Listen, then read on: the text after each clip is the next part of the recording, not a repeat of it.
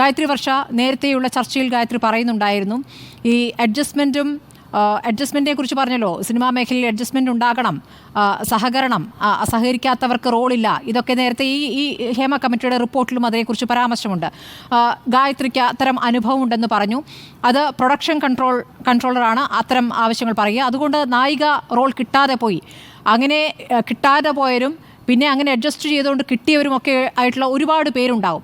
എൻ്റെ ചോദ്യം ഇതാണ്, ഹേമ കമ്മിറ്റിക്ക് മുൻപിൽ വിവരങ്ങൾ തുറന്നു പറഞ്ഞ 52 പേർ, അവർ എങ്ങനെയൊക്കെയാണ് ബുദ്ധിമുട്ടി കാര്യങ്ങൾ തുറന്നു പറയുന്നതിലേക്ക് എത്തിയത്? ആദ്യമൊക്കെ അത്ഭുതമായിരുന്നു, ഇതെന്താണ് ഇവർക്ക് പറയാൻ ഇത്ര മടിയെന്ന് ഹേമ കമ്മിറ്റി റിപ്പോർട്ടിൽ പറയുകയാണ്. പിന്നെയാണ് ബോധ്യമാകുന്നത്, ഞെട്ടിക്കുന്ന കാര്യങ്ങൾ പറയുന്നു. 10 മണിക്കൂറൊക്കെ തുടർച്ചയായി കാര്യങ്ങൾ പറഞ്ഞു കേൾക്കുമ്പോൾ എന്തൊരു ലോകമാണ് എന്ന് അമ്പരക്കുകയാണ് ഹേമ കമ്മിറ്റി. അപ്പോൾ അവർക്ക് പോലും ഞെട്ടലുണ്ടാകുന്ന തരത്തിലുള്ള കാര്യങ്ങളാണ് അവർ പറയുന്നത്. എന്തുകൊണ്ടാണ് അവർ പറയാതിരുന്നത്? ഭയം എന്ന ഭയമാണ് അടിസ്ഥാന വികാരമായി നിൽക്കുന്നത്. അങ്ങനെ ഭയക്കുന്നവരോടാണ് നിങ്ങൾ കേസ് കൊടുക്കൂ, ഞങ്ങളിതാ കൂടെയുണ്ട് എന്ന് സർക്കാർ പറയുന്നത്. ഇതിൽ കൃത്യമായ അഭിപ്രായം എന്താണ് ഗായത്രിക്ക് എല്ലാവരെയും അറിയാമല്ലോ.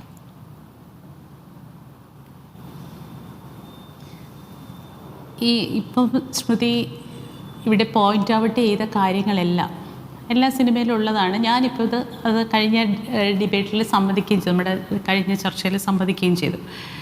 പക്ഷേ ഇത് സിനിമയിൽ മാത്രമുള്ള പ്രവണതയല്ല. ഇതിപ്പോൾ ഒരു ഹേമ കമ്മിറ്റി റിപ്പോർട്ട് നമ്മുടെ സിനിമയുടെ പൊതുവായി നടക്കുന്ന കാര്യങ്ങൾ എന്തൊക്കെയാണ് എന്നുള്ളത് സമഗ്രമായി പഠിച്ചൊരു റിപ്പോർട്ട് വേണം എന്ന് പറഞ്ഞെടുത്ത് ഇതിപ്പോൾ നേരത്തെ നമ്മുടെ അഡ്വക്കേറ്റ് വിനീത് കുമാർ പറഞ്ഞത് തന്നെയാണ് അതിൻ്റെ അകത്ത് കാര്യം. ഒരാളും ഇത് പറയാൻ തയ്യാറായിരുന്നില്ല. തയ്യാറാവാത്ത സമയത്ത് അവർക്ക് കൊടുത്ത ഗ്യാരണ്ടി, ഇത് നിങ്ങൾ പറയുന്നത് കൊണ്ട് നിങ്ങളുടെ പേര് ഒരു തരത്തിലും ഈവൻ നിയമത്തിന് മുന്നിൽ പോലും നിങ്ങളുടെ പേര് വരില്ല എന്നൊരു അഷുറൻസിലാണ് പറഞ്ഞത്. കഴിഞ്ഞ ഡിബേറ്റിൽ ഞാൻ പറഞ്ഞൊരു കാര്യമുണ്ട്, ഇത് മറ്റേതെങ്കിലും ഒരു പൊതുസമൂഹത്തിൽ നടക്കുന്ന സാധാരണക്കാരൻ്റെ ഒരു ക്രൈം, സാധാരണക്കാരൻ്റെ മനുഷ്യാവകാശങ്ങളില്ല എന്നൊന്നും അതിനെ വക്രീകരിക്കരുത്. അങ്ങനെയല്ല ഇത്. 96 വർഷത്തെ സിനിമാ ചരിത്രത്തിൻ്റെ ബാക്കി പത്രമാണ്. 96 വർഷത്തെ സിനിമ മലയാളി സമൂഹത്തെ മോൾഡ് ചെയ്തിട്ടിരിക്കുന്ന ഒരു സാംസ്കാരിക മണ്ഡലത്തിന്റെ കഥയാണിത്. അത് തീർച്ചയായും ഗായത്രി പറഞ്ഞത് ശരിയാണ്. ഗായത്രി, ഞാൻ ഒന്ന് ഇടപെട്ട് ചോദിക്കുകയാണ്. വർത്തമാന കാലത്തിൽ ഇപ്പോൾ എന്ത് തിരുത്തു വരുത്താമെന്നുള്ളതാണല്ലോ. യെസ്, അതുതന്നെയാണ് ഞാൻ പറഞ്ഞു വരുന്നത്. ഈ വർത്തമാനകാലം നമ്മൾ ഇപ്പോൾ നിൽക്കുമ്പോൾ ഇന്ന് വരെയുള്ള നമ്മുടെ മലയാള സമൂഹത്തെ മോൾഡ് ചെയ്ത സാംസ്കാരിക ഇൻഫ്ലുവൻസേഴ്സാണ് ഇവർ, കൾച്ചറൽ ഇൻഫ്ലുവൻസേഴ്സാണ്. ഈ കൾച്ചറൽ ഇൻഫ്ലുവൻസേഴ്സിനെ എല്ലാവരെയും നമ്മൾ ആ രീതിയിൽ ഒരു ദിവസം കൊണ്ട് കേസെടുത്ത് അകത്താക്കുക എന്ന് പറയുന്ന ഒന്നാണ്. അപ്പോൾ ഇപ്പോൾ സ്മൃതി പറഞ്ഞ ഇനി ഏറ്റവും കർക്കശത്തോടെ ഞാനൊരു നിർദ്ദേശം, എൻ്റെ ഒരു അഭിപ്രായത്തെ പറയാം. ഇനി ഏത് തരത്തിലും സ്ത്രീകളെ ലൈംഗികമായിട്ടോ അഥവാ സാമ്പത്തികമായിട്ടോ പുരുഷന്മാരുൾപ്പെടെയുള്ള ആർട്ടിസ്റ്റുകളെയോ ടെക്നീഷ്യനുകളെയോ തൊഴിലാളികളെ, നമ്മൾ സമഗ്രമായി പറഞ്ഞ തൊഴിലാളികളെ ഏതെങ്കിലും തരത്തിൽ മാനസിക ബുദ്ധിമുട്ടുണ്ടാക്കുകയും ചൂഷണം ചെയ്യുകയും ചെയ്യപ്പെട്ടു എന്ന് തീരുമാനിക്കപ്പെടുന്ന ഒരു സിനിമയും ഇവിടെ റിലീസ് ചെയ്യാൻ നിയമം അനുവദിക്കരുത്. ഇനി അങ്ങനെ ഒരു സിനിമ ഇവിടെ റിലീസ് ചെയ്യപ്പെടില്ല. അത്തരം ചൂഷണങ്ങൾ ഉണ്ടായിട്ടുള്ള ഒരു സിനിമ ഇവിടെ റിലീസ് ചെയ്യപ്പെടില്ല എന്നൊരു ഇച്ഛാശക്തിയിൽ ഒരു തീരുമാനം എടുക്കാൻ സർക്കാരിന് കഴിയും. അത്തരമൊരു നിയമം കൊണ്ടുവരാൻ കഴിയും. ഇതെല്ലാം വെച്ചിട്ടാണ് ഇന്ന് മുഖ്യമന്ത്രി പറഞ്ഞിട്ടുണ്ട്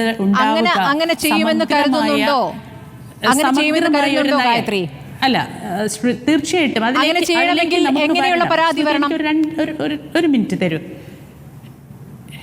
അല്ല, പരാതി വരികയല്ല കാര്യം. സിനിമ ഇപ്പം നിൽക്കുന്ന ഫോക്കസിൽ നിന്ന് സിനിമയെ കാണുന്ന ഫോക്കസ് ഒന്ന് മാറ്റി വെക്കണം. കാരണം സിനിമ സാംസ്കാരിക നയത്തിൻ്റെ അണ്ടറിൽ മാത്രം വരുന്നൊരു കാര്യമല്ല. സിനിമ ആത്യന്തികമായി വ്യവസായ മേഖലയാണ്. അപ്പോൾ അത് വ്യാവസായിക വകുപ്പിൻ്റെ കൺട്രോളിൽ കൂടി വരണം. സിനിമ തൊഴിലാളികളുടെ ഇടമാണ്, തൊഴിൽ പരിരക്ഷകൾ ഉണ്ടാവണം. അപ്പോൾ തൊഴിൽ വകുപ്പ് അതിനകത്ത് വരണം. സിനിമ ഏറ്റവും കൂടുതൽ റവന്യൂ സർക്കാരിലേക്ക് കൊണ്ടുവരുന്ന ടാക്സ് ഉള്ള ഒരു മാധ്യമമാണ്. ധനകാര്യ വകുപ്പ് ഓൾറെഡി ഇൻബിൽട്ടാണ് അതിൽ, ധനകാര്യ വകുപ്പുണ്ട്. അപ്പോൾ സാംസ്കാരിക വകുപ്പിനെ മാത്രം എടുത്തു നിർത്തിയിട്ട് അവിടെ മാത്രമാണ് സിനിമയുടെ നയങ്ങളുടെ രൂപീകരണം ഉണ്ടാവുക എന്ന് പറയുന്ന കാഴ്ചപ്പാടെ നമ്മൾ മാറ്റി നിർത്തിയിട്ട് ഇന്നത്തെ അഡ്മിനിസ്ട്രേഷൻ സംവിധാനത്തിൽ വിവിധ വകുപ്പുകളുടെ അണ്ടറിൽ വരുന്ന വിവിധ സ്വഭാവങ്ങളുള്ള, ചായ ഉണ്ടാക്കുന്ന ആൾ മുതൽ സംവിധായകൻ വരെ, ഉടുപ്പ് തുന്നുന്ന ആൾ മുതൽ ഉടുപ്പ് ഇടിയിക്കുന്ന ആൾ വരെ, ഷൂ തുടച്ചു കൊടുക്കുന്ന ആൾ മുതൽ പ്രൊഡക്ഷൻ കൺട്രോളർ വരെ, അക്കൗണ്ടൻ്റ് വരെ, ലീഗൽ ഓഫീസർ വരെ, അങ്ങനെ വളരെ അധിക സ്വഭാവ വിശേഷങ്ങളുള്ള ഒരു 50ഓളം തൊഴിൽ ഇടങ്ങളെ ഒന്നിച്ച് നമ്മൾ ഒരു കോംപ്ലക്സ് മീഡിയ ആയിട്ട് എടുത്ത് കൊണ്ടുവരുമ്പോഴാണ് ഒരു സിനിമ എന്ന് പറയുന്ന കാര്യം പൂർണ്ണമാവുക.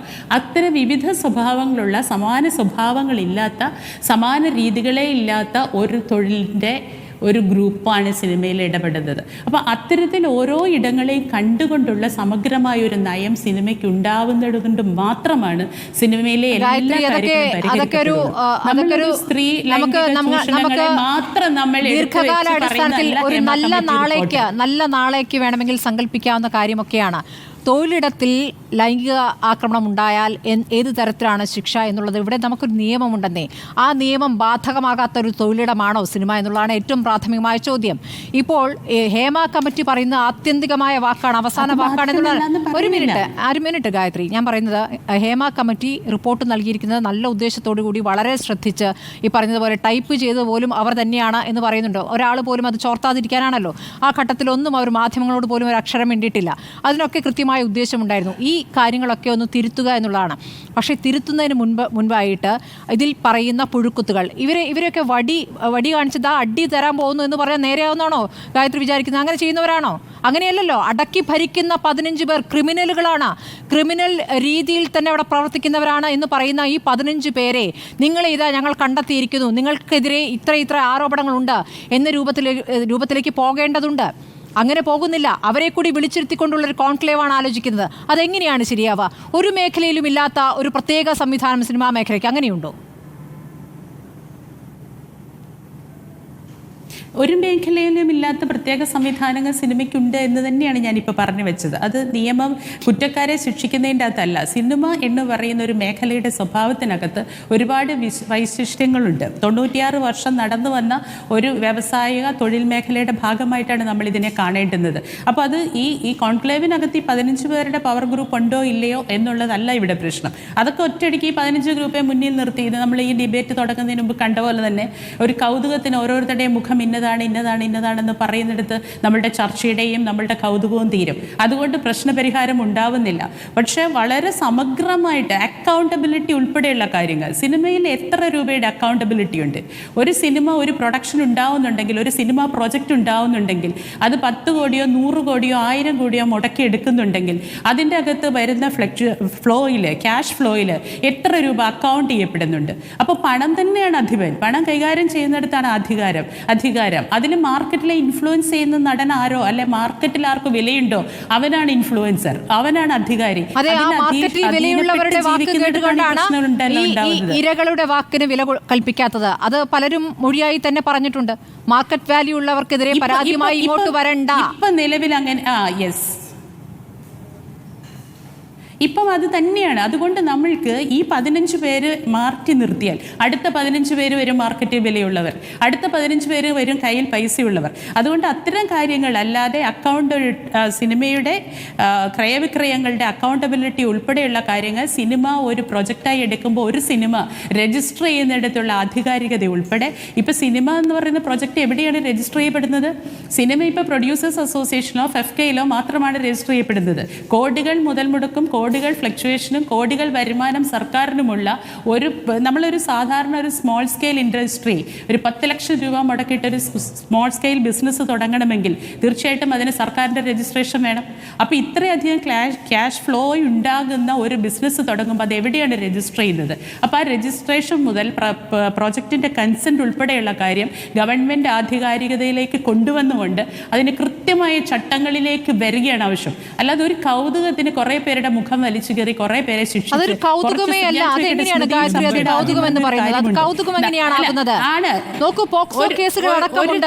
ഒറ്റ കാര്യം ഗായത്രി, അതിനെങ്ങനെ ചുരുക്കി കാണാൻ പറ്റും? ഇല്ല എന്ന് പറയുന്നില്ല. കേസുകൾക്കെതിരെ നിലവിലെ നിയമം എന്താണ്? ഇതില്ലാതാവണം എന്ന് പറഞ്ഞിട്ടാണ് പറയുന്നത്. നിങ്ങൾക്ക് ഒരു കേസ് സിനിമാ മേഖലയിലുള്ളവർക്ക് ഗുണപാഠം കൊടുക്കുക, പുറത്തുള്ളവരെ ജയിലിലടയ്ക്കുക, അങ്ങനെയാണോ? അങ്ങനെയല്ല. ഞാൻ ഒരൊറ്റ കാര്യം ചോദിക്കട്ടെ. സ്മൃതി ഈ ചർച്ചയുടെ ആദ്യം പറഞ്ഞു നമ്മൾ ഇരയുടെ പേര് പറയില്ല. നമ്മൾ പ്രമുഖ നടിയുടെ പ്രശ്നം നടന്നപ്പോൾ പ്രമുഖ നടിയുടെ പേര് ഇന്ന് വരെ നിങ്ങൾ ഒരു മാധ്യമത്തിൽ ഒരു അവതാരകരും പറഞ്ഞിട്ടില്ല. പക്ഷേ ഈ പ്രമുഖ നടി ആര്, എന്ത്, എങ്ങനെ എന്നുള്ളത് നമുക്ക് എല്ലാവർക്കും അറിയാം, സാധാരണ പൊതുജനത്തിലും അറിയാം. ഇത് തന്നെയാണ് ഇവിടെ ഓരോ ഇരകൾക്ക് സംഭവിക്കാൻ പോകുന്നത്. അതിനെ എന്താ നിങ്ങൾ ചുരുക്കി കാണുന്നത്? അതിനെ എങ്ങനെയാണ് നിങ്ങൾ ചുരുക്കി കാണുന്നത്? അല്ല അങ്ങനെ അത് ഒറ്റ കേസ് ആയതുകൊണ്ട് അങ്ങനെ പറയരുത് ഗായത്രി. ഇതിപ്പോൾ ഒരുപാട് കേസുകളുണ്ട്, 1 2 അല്ല. അതിന്റെ രഹസ്യ സ്വഭാവം സൂക്ഷിച്ചുകൊണ്ട് തന്നെ മുന്നോട്ട് കൊണ്ടുപോകാൻ സാധിക്കും. നടി ആക്രമിച്ച കേസ് എന്ന് പറയുന്നത് രാജ്യത്ത് തന്നെ കൊട്ടേഷൻ കൊടുത്തൊരു ബലാത്സംഗം ചെയ്യുന്ന കേസ് എന്ന നിലയ്ക്ക് അത് ശ്രദ്ധേയമായി ചർച്ച ചെയ്യപ്പെട്ട കേസാണ്. അതിനൊടുവിൽ എന്ത് സംഭവിച്ചു? അവൾ തന്നെ അവളുടെ പേര് വെളിപ്പെടുത്തുകയാണ്. എൻ്റെ പേര് തന്നെ പറഞ്ഞോളൂ എന്ന് പറയുന്നതിലേക്ക് ആ ധൈര്യം വരികയാണ്. എന്നെ അതിജീവിത എന്ന രൂപത്തിൽ പറയേണ്ട എൻ്റെ പേര് തന്നെ പറയൂ എന്ന് അവർ തന്നെ പറയുകയാണ്. നിയമം മറ്റൊന്നാണെങ്കിലും ആ ധൈര്യം എല്ലാവർക്കും ഉണ്ടാകണമെന്നില്ല. അതൊരു അങ്ങനെ എത്ര പേരുണ്ട്. ആ ധൈര്യം ഉണ്ടാവണമെന്നില്ല. ആത്മഹത്യ ചെയ്യപ്പെടുന്ന എത്ര പേരുണ്ടാവും? പിന്നെ ഒരുപാട് കേസുണ്ടെന്ന് സ്മൃതി പറഞ്ഞു. ശരി, ഒരുപാട് കേസ്. ഈ ഒരുപാട് കേസുകളും ഓരോന്നും ഓരോരോ കേസാണ്. എനിക്ക് എൻ്റെ കേസാണ്, എക്സിന്റെ കേസാണ്, സ്മൃതിയുടെ കേസാണ്. ഓരോന്നും ഓരോരുത്തരാണ്. അപ്പൊ ഇതിൽ എത്ര പേര് ആത്മഹത്യ ചെയ്യും എന്ന് നമ്മൾ ഇപ്പോഴേ കാണേണ്ടതുണ്ട്. എങ്ങനെയാണിത്? ഈ അവർക്ക് നീതി കൊടുക്കാനുള്ള ഒരു സംവിധാനത്തിലേക്ക് പോകുമ്പോൾ ആത്മഹത്യ ചെയ്യുന്നതിനെ കുറിച്ച് എന്തിനു ചിന്തിക്കണം ഗായത്രി? അവർക്ക് നന്നായി ജീവിക്കാനുള്ള, നന്നായി ജോലി ചെയ്യാനുള്ള സാഹചര്യം ഒരുക്കാൻ വേണ്ടി കുറ്റവാളികളെ ശിക്ഷിക്കണമെന്ന് പറയുമ്പോൾ അവരെന്തിനു ആത്മഹത്യ ചെയ്യണം ഗായത്രി?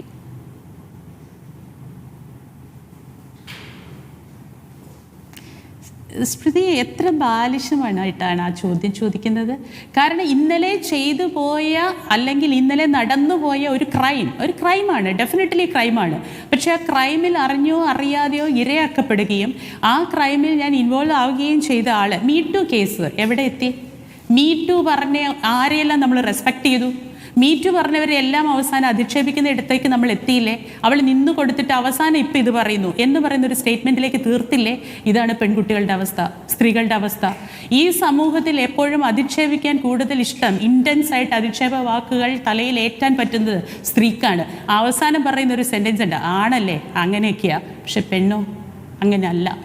ഗായത്രി പറഞ്ഞു വരുന്നത് സർക്കാർ ആവശ്യപ്പെടുന്നത് പോലെ കേസ് എടുക്കണമെന്ന് ആവശ്യപ്പെട്ട് ഓരോരുത്തരും വരികില്ല. കേസ് കൊടുത്തു കഴിഞ്ഞാൽ അതിന്മേൽ ഞങ്ങളത് കൂടെയുണ്ടെന്ന് പറയുന്നു. അങ്ങനെ വരാൻ ആരും തയ്യാറാകുകയുമില്ല. അപ്പോൾ നമുക്ക് ഒരു മോറൽ സയൻസ് ക്ലാസ് എടുത്ത് ഒരു കോൺക്ലേവിൽ ഈ പറയുന്ന വേട്ടക്കാരെയും ഇരകളെയൊക്കെ വിളിച്ചൊരു മാധ്യസ്ഥ ചർച്ച നടത്തിക്കളയാം അല്ലേ? അങ്ങനെ പരിഹരിക്കാം. അങ്ങനെയല്ല സ്മൃതി, ഇന്ന് വരെ ഇതുണ്ടായിട്ടില്ല.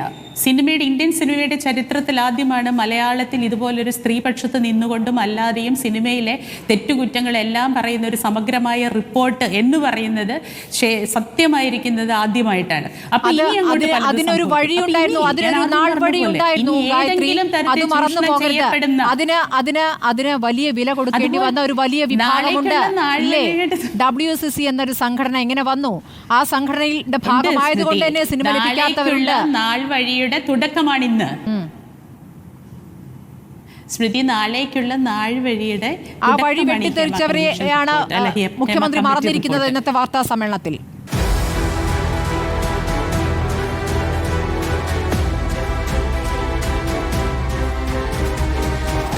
ഡിബേറ്റ് വിത്ത് സ്മൃതി പരുത്തിക്കാട്.